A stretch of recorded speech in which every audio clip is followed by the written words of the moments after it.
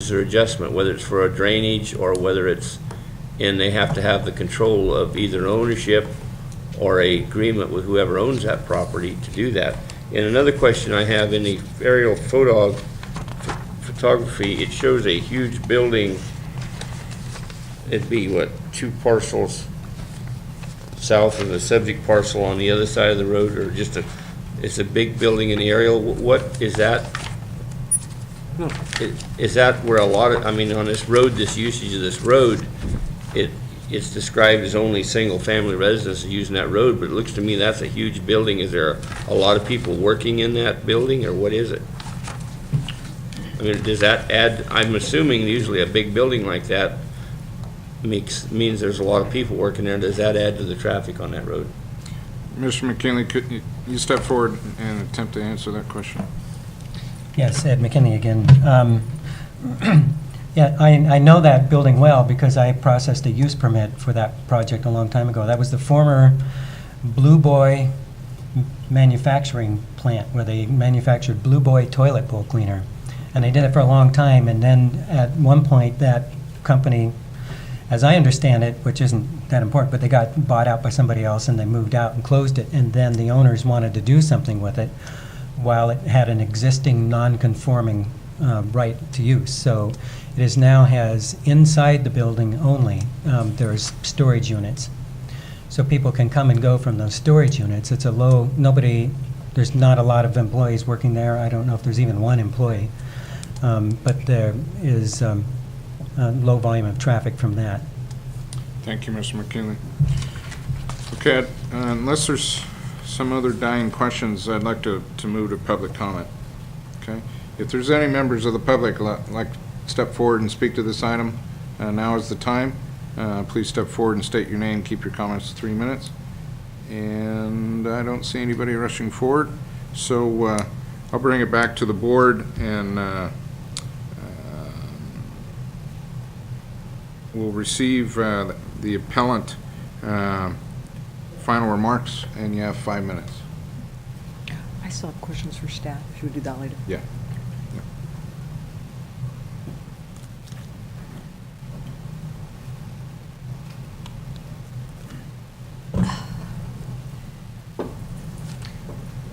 Okay, I didn't know I was going to get closing arguments if there was nobody from the public to speak. Right. I believe that I would, the only thing that I would really need to say is that I think these problems that we've mentioned, especially Supervisor Pinch's, the problems that you're mentioning can be adequately conditioned and are adequately conditioned with this request, that these things can be taken care of later, and if they can't be taken care of later, this subdivision won't happen and nobody will have any problem. But we've felt like we've come far enough to know and to show the things that we needed to show, and we got it. We were accepted at the subdivision committees. We've been through that process, and we've been to the Planning Commission, and with staff reports, 2 staff reports going to Planning Commission, and we felt that this project is definitely ready to go face the fire of what's next. There should be nothing on here that would put the county in any position. If we can't prove this, we can't make this happen, then it won't happen. It'd be on us. It doesn't have to be on you. But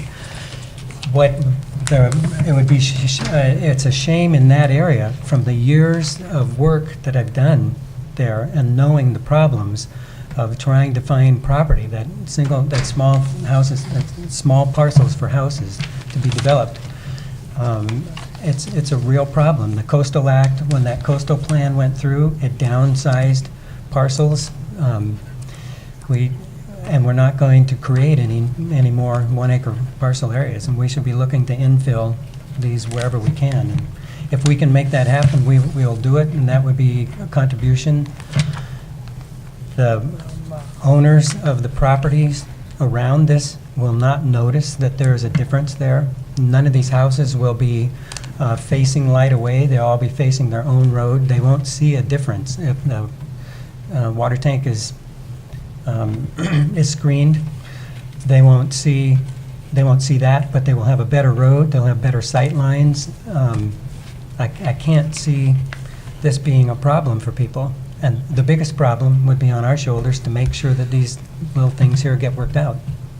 We're willing to take that risk, but it's hard to spend the thousands of dollars needed now for final construction plans to show it works. Thank you, Mr. McKinley. To the staff, final remarks or presentations, concerns, comments? And additional. Okay. To the board, questions of staff, applicant, and there was no public comment, so Supervisor Smith. Thank you, Mr. Chairman. Mr. Peters, I'm assuming that you're here to address the road issues, so would you please comment on what your sense of this is? Is this project ready to go forward? Do you concur with the Planning Commission? Just try to address the road standard issue with respect to all of the various concerns that DOT has with subdivisions and standards. Tom Peters, Department of Transportation. Department of Transportation has several issues with this division. The first being that the existing road is not within that 20-foot strip, assuming they could get deeded title to it or prove to us that they have adequate title. Portions of the approach where it connects to Sherwood Road are outside of that by 20 feet or so. The sad thing is, back at some point, there was a petition by the property owners on this road to get it taken in the county maintained system, and I think Mr. McKinley mentioned that, but there was, according to my reading of the records, there was one property owner that would not grant a 10-foot strip so that it could have at least a 40-foot right-of-way. And so we couldn't take it into the county maintained road system. But really it boils down to orderly development, and if you allow this parcel to create 3 additional parcels, you're incrementally adding to the traffic, and there's at least 2 and maybe 3 other parcels that could be divided and add parcels. Eventually you get to a point where there could be the potential for more than 400 trips per day, and then that would throw, according to AASHTO standards, the prescribed minimum road width even wider than 18 feet. So unless the issue of additional right-of-way is addressed really by that community there that's served by that road, because that road could be extended further south, and then Chestnut could be extended further, and there could be circulation in that area, which would benefit everyone, I believe. And unfortunately, it's real difficult for one property owner to solve those issues. On that note, Mr. Lynch, would you please comment on the traffic flow issues and considerations? Do you agree with the applicant that there are no other issues with respect to subdivision in that area that will be complicated by this?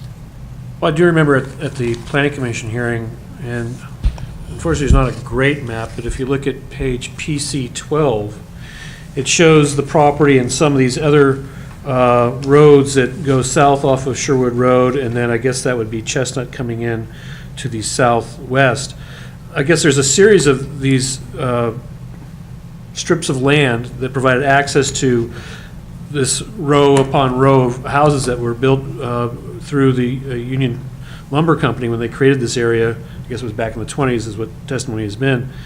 That I know was talked about at the Planning Commission that circulation could be provided to at the south end of the road